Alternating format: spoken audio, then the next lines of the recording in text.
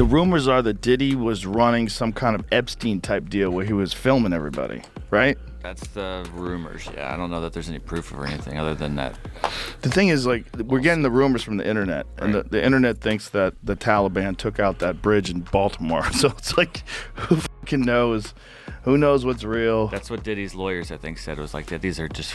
Recently, Joe Rogan discussed the federal raid on Diddy's homes, highlighting the wild speculations surrounding the incident. Rogan, known for his candid commentary, touched on the sensational details emerging from the investigation. Dude, when Homeland Security invades your house, You got problems. with dudes with fucking guns and body armor. There's Someone said that they weren't there to take stuff. They were there to delete everything. Like the real people that were in there, you know. oh, Like that's the same funny. thing with Epstein. Oh, that's funny. Yeah. That's of course. There's layers upon layers. When you get into these fucking conspiracy theories, man, they never end. The findings have led to deeper speculation about Diddy's notorious parties and the potential criminal activities that may have occurred behind closed doors. I would imagine if you're the fucking CIA, you're like, okay, we're looking for people who have gone through these things in their life that have curated this kind of like personality type. Well, isn't it just like part of the gig? Like here's a for instance, like your bit about Puffy. How you're gonna connect these two fucking dots? That bit is like, look, you don't have any real personal beef with Diddy, but it's got to go down. They weren't there to take stuff. They were there to delete everything. Like the real people that were in there, you know. Oh, Like that's the same funny. thing with Epstein. Oh, that's funny. Yeah. That's fun. Of course. There's layers upon layers. When you get into these fucking conspiracy theories, man, they never end. They never end. There's just layers upon layers upon layers. One of the more bizarre details from the federal raid was the discovery of over 1,000 bottles of baby oil in Diddy's Miami home. Speculations abound, with some suggesting the baby oil wasn't simply for cosmetic use, but might have been used in more nefarious ways at the infamous parties. These parties were allegedly involved in coerced physical activities, and there are rumors that some substances, possibly mixed with the oils, were used to subdue or manipulate participants. Y'all think it was just baby oil, y'all? Are y'all that stupid? Do y'all know it was more shit in those bottles of oils? That was just a cover-up. Y'all don't realize that there was other stuff in those bottles that make people either go to sleep or get freaky or get horny or something in those bottles that's getting tested? It's not illegal to have baby oil in your house. Why the hell would the police take baby oil? What's illegal about some baby oil? Are y'all that stupid? It's shit that's mixed in that baby oil or in those baby oil bottles. That's how concerned, y'all. Come on, y'all. And these bodyguards keep talking about it.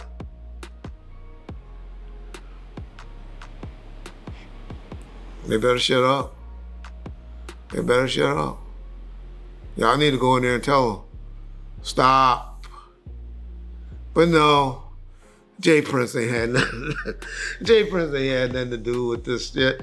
Jay Prince not a rat. During the raid, federal agents also seized illegal weapons, including AR-15 rifles with defaced serial numbers and a number of incriminating videotapes. These tapes are believed to hold critical evidence of Diddy's alleged crimes, possibly linking him to other high-profile individuals. The contents of these recordings have not been fully revealed, but they are expected to play a major role in the prosecution's case.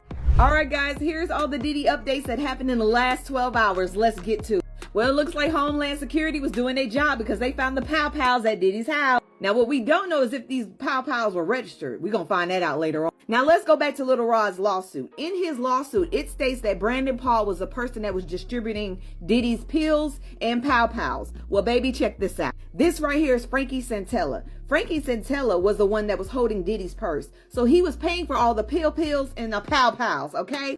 But they have not mentioned anything about finding Frankie just yet, but I hope they looking. Now, Brandon Paul, I know your parents are disappointed in you. You went from playing at Syracuse from 2018 to 2020 to doing this. You got 2 felony charges, my boy. You are not white boy Rick. And Diddy's lawyers are saying it's a witch hunt and they fucked up his house really, really bad, which you know they're going to do that. They're Homeland Security. They not trying to be nice when they going through trying to find shit. They trying to do their job and get the hell out. Then we got Stevie J, no weapon shall form against me in the damn red room. Boy, stop. Stop before you get named. Then we got Slim Thug sitting in his car talking about the black communities turning on Diddy due to allegations. Did you not hear Cassie shit? Did you not hear Tiffany Red?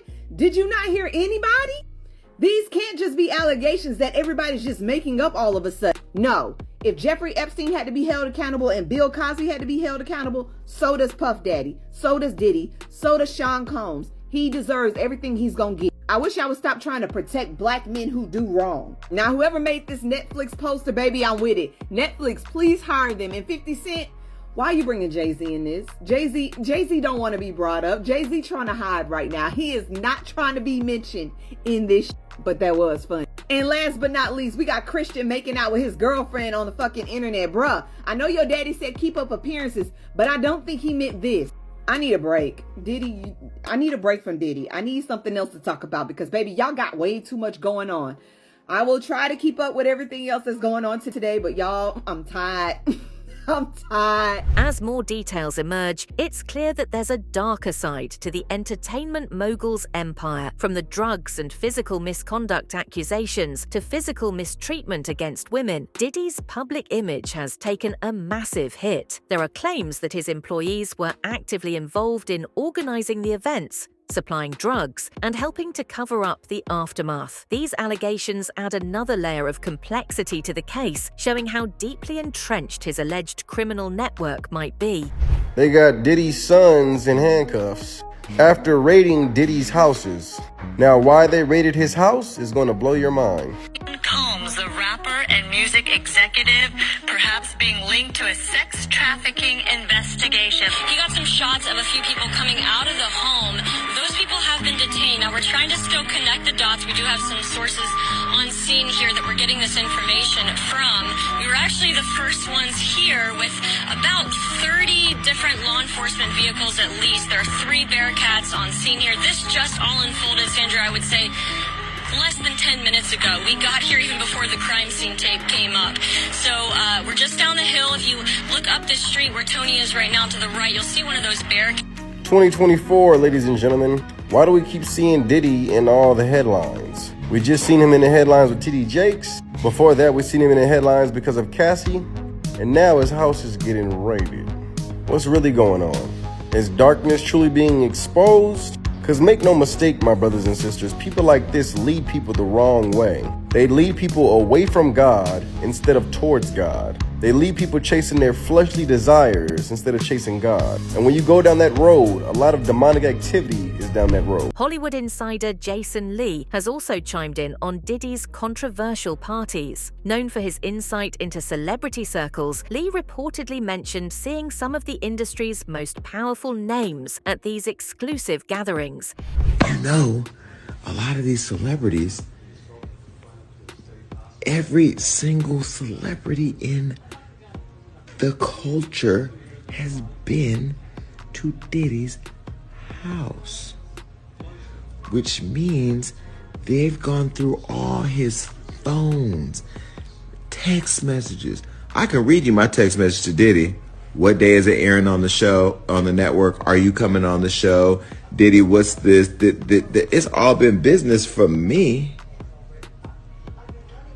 It's been business for me. I don't have nothing inappropriate to them people because I don't deal with them like that.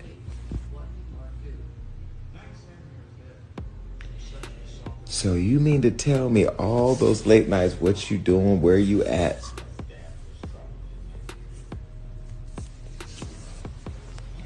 I've seen Jay-Z at his house. I've seen TD Jakes at his house. These parties, often whispered about, are now under intense scrutiny due to the recent raid and the disturbing allegations connected to them. I've seen Chris Brown at his house. I've seen Jordan Woods at his house. I've seen Travis Scott at his house. I've seen Beyonce at his house. I've seen Tiana Taylor. I've seen them all. Now, we was all in the backyard, but I've seen them all. I've seen Usher there. I've seen DaBaby there. I've seen Justin Bieber there. I've seen... Everybody's been to a Diddy party. I've seen Lindsay Lohan, Ashton Kutcher, Demi Moore, Tyrese, Amber Rose. I've seen them all have been there. Mary J. Blige. I've seen them all. But just because you go to a Diddy party doesn't mean that you were getting sprayed down with Vaseline and baby oil. Because I can tell you right now, ain't nobody ever sprayed me with nothing. And I don't even play around like that. Let me tell you about me. I am so private with my personal intimacy that I love the fact that my business is private. Anything I've ever made public, I've talked about it on my show. I've been pretty much an open book with the activities. The public is left wondering how many other high-profile individuals may be implicated in these events. Now to Sean Diddy Combs' investigation. New surveillance video shows Combs being taken into custody in a Manhattan hotel last week. Our senior investigative correspondent. The raid unearthed various items that have sparked public debates, including tapes. How deep do you think Diddy's criminal involvement goes? The arrest on sexual abuse and racketeering charges of Sean Combs, known alternately as Puffy or Diddy, sent shockwaves through the hip-hop world and is sparking vigorous debates online about who knew what, when, and for how long, and who else might have been involved. Combs insists he's innocent, but a judge rejected his lawyer's bail proposal because he had concerns that Combs might try to tamper with witnesses. Combs' downfall was years in the making and involved the abuse of Cassie Ventura, his former girlfriend, and others. According to friend of the show Teray, who has new reporting on what led to the downfall of Diddy, Combs' descent into darkness was due in part to, quote, drug abuse. It's central to why he's now facing a mountain of serious charges. When Diddy and Cassie were together, he dragged Cassie down into addiction. After she left him, someone said, she went to rehab to get control of her life, which led to a process of healing, not just from the drugs, but from the abuse. From there, she found the courage to speak up. Joining me now is Teray, who, as I mentioned, has been reporting about Diddy on his Substack, Culture Fries, and on his Teray Show podcast. Teray, my friend, talk about more that you learned about what led to Diddy's downfall. Well, you know, Cassie was recording an album for about 10 years. She made a ton of songs. She made collabs. She had producers. She thought she was actually working on an album. That was ultimately a giant pacifier to keep her happy while Diddy was actually using her for other things. Legal experts have weighed in on the severity of the charges against Diddy, suggesting that he could face life in prison if convicted. The charges of racketeering, trafficking, and other criminal acts are among the most serious federal offenses. Prosecutors have painted a damning picture with claims that Diddy ran a sophisticated operation to orchestrate these parties using his wealth and power to coerce victims. I'm going to tell you the craziest thing about Diddy being locked up right now, facing mandatory minimums, the possibility of life in federal prison. Go read the transcript from the bond hearing and listen to what the defense says they believe is the start of the feds looking into P. Diddy. See, the defense says, my read of it, many months ago, a woman approaches Diddy and says, hey, this is through lawyers, we're going to be releasing a tell-all book about this woman's experience with Diddy over all the years. And it's going to make you look like a monster. And if you don't want that book to get out there, you can buy the exclusive rights to it for $30 million. Catch and kill this book. Diddy's team says no. Woman comes back with a lawyer. We're going to file a civil lawsuit against you because it's not just stuff that makes for good print. These are civil claims that we can bring and we can win millions of dollars. Diddy's team says, okay, bring the lawsuit. They bring the lawsuit, and within like hours, it's settled for, surprise, surprise, $30 million. After those things happened, a line of people came with stories to get their check too. Hey, if she got 30 mil, what can I get off this guy? I was there, I saw this, I heard that. The charges against Diddy have shocked both the public and the industry. As the legal battle intensifies, many wonder how this case will unfold and who else may be implicated in the disturbing details surrounding Diddy's life. Combs referred to as, among other things, freak-offs. Now, you can be a freak and it's not illegal, but you can't force people to do shit.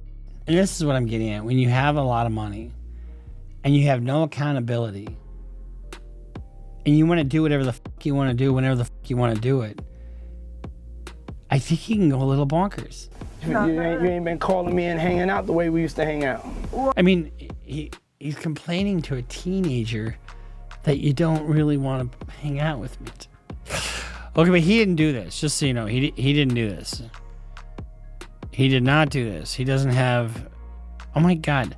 Look at all that baby oil. He didn't do this. He didn't have all these bottles of baby oil for nothing. And we'll fight every day until we don't have to fight anymore. That means when he's out of money. He's not afraid of the charges. There's nothing that the government... Okay, that's just dumb. He's not afraid of the charges? Wouldn't you be afraid of the charges? Where are you? You're in fucking Rikers Island. You goddamn well better be afraid. They just executed 2 search warrants. They've got obliterated serial numbers on firearms. They've got videos and baby oil. You know, what he needs is somebody to tell him what the truth is. You are f***ed. You are absolutely f***ed. You're going to prison for the good portion of the rest. His defense is adamant, but the mounting evidence presents a bleak picture for the music mogul. I guarantee you, they've offered immunity to the people around him so that they testify. And separate from the freak-offs, Combs, among other things, kicked, threw objects at, and dragged victims at times by their hair. And you keep in mind, these victims are going to come in and testify. Combs and the victims typically received IV fluids to recover from the physical exertion and drug use. I don't want to fuck him anymore. Too bad. You're going to fuck him some more. They also got 1,000 bottles of baby oil. You know, they got terabytes and terabytes of videos. You know, remember I was telling you they got all those electronics? Somebody like this guy wants to preserve that. And I guarantee you it's all there. Reports have surfaced that Diddy is struggling to adapt to life in custody. While his legal team is fighting hard to secure his release, sources claim that Diddy is having a difficult time adjusting to the harsh realities of prison life, particularly the food and living conditions. Yikes. Here's one clip that did not age well. No, I don't know if guys have noticed this, like, a lot of ladies drink water at parties. They just, you know, so if you don't have what they need, they're gonna leave. Right. Gotta keep them there. Right. You need locks on the doors. Okay, this is sounding kind of dangerous now. It's a little kinky, but yeah. Rock with me, but just check it out. You need a lot of heat. A lot of heat. Yeah. Heat. You mean that physically the place has to be hot? You don't have no air conditioning. No air conditioning. No. Why is that? Heat affects the alcohol, and it also affects, like, you know, everybody gets a little bit more comfortable and loose. Builds up a nice little sweat. 22 years later, it turns out, he might not have been joking. These days, Sean Diddy Combs is waking up to a 6 a.m. breakfast of cereal, fruit, and a sad little breakfast cake in the same prison Ghislaine Maxwell was in.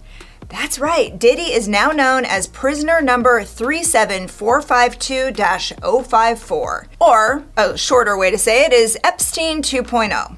No wonder he's on suicide watch. Long gone are the days of private jets, VIP sections, and those notorious freak-offs. His lawyers have argued that Diddy is not a flight risk, yet his ongoing challenges in jail reflect the stark contrast between his former lavish lifestyle and his current reality. A letter was just released from Diddy's attorneys looking to have him released on bail, saying that he's been extremely cooperative with the government since this investigation began, and that he was letting them know where he is and that he's not a flight risk and he's trying to sell his plane. So we swear he's trustworthy. Just let him out on bail and, you know, put a monitor on him. Now, you can read it for yourself. I'll link it on my X post, but it's an interesting read. It's a couple of pages long and there's a lot of details in there. It's just very interesting to see how they're pleading, saying that, you know, he's trying to sell off his residences so he has bail money. Since when do you commit crimes like this and have all of this time to get your affairs in order before you get arrested? Like, you've already been given enough time, Mr. Combs, after doing all of the things that you did for years, and you have the nerve to be asking to be let off on bail. Shut up. Sports commentator Stephen A. Smith has weighed in on the case, noting that while Diddy is a massive figure in the entertainment world, the allegations are too serious to be brushed aside. Smith speculated that Diddy's case might have far-reaching consequences, possibly implicating others in the industry. Yes, he's a big enough name to go after with these charges that have been leveled against him. No doubt about it. Federal charges of racketeering, conspiracy, sex trafficking by force, fraud, and coercion, transportation, and engage in prostitution, etc. Those are very serious charges. And he's a big enough name. He's worth over $400 million.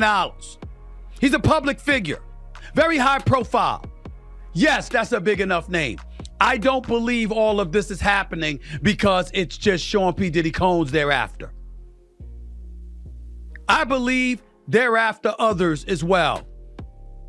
And just like I learned from the Mission Impossible, the first one, when those guys that were chasing Ethan Hunt, aka Tom Cruise, was saying this is not complicated. You find somebody's soft spot and you squeeze. You squeeze Sean P. Diddy Combs. Knowing he's a public figure, knowing the connections that he had, knowing that he wasn't in this alone, assuming they're right with the charges and allegations that they've leveled against him, to get others. You went after Jeffrey Epstein. You went after Harvey Weinstein. Who else are you after? You're trying to get everybody. The federal government, according to Smith, seems determined to take down more than just Diddy. From some of these stories, because I think it's important to point this out. When you highlight and you talk about some of the charges that have been leveled against him, and you see some of the stuff that's being said about him. Look at this right here. Former Danity Kane singer Aubrey O'Day writes, "I never thought I would see this day," she told TMZ. "We all buried this inside of us in order to be able to keep going. And not just me, but victims you don't even know yet." We're all processing what that type of vindication can actually feel like now. One major element of the case is the accusation from Diddy's former girlfriend, Cassie. She has alleged that Diddy forced her to participate in these parties. Diddy's attorney has vehemently denied this, stating that the activities were between consenting adults and that Cassie's claims are part of a smear campaign. The defense has also highlighted that no minors were involved, trying to cast the case as an attack on Diddy's unconventional lifestyle rather than a criminal conspiracy. So I think the most important thing, even more important than the passport, is that Mr. Combs came to New York on September 5th. As soon as we realized that this indictment was going to be coming down in a matter of weeks, maybe months, but sometime soon, Mr. Combs got on a plane, left his home in Florida, flew to New York. I called the prosecutors myself. I said, "Mr. Combs is in New York. Do you want to know where he is? If you want to know where he is, I'll tell you where he is, but he wants to surrender. He's here to surrender." They didn't want him to surrender because if he surrenders, they don't get to tell the judge that he's a flight risk and he's a danger.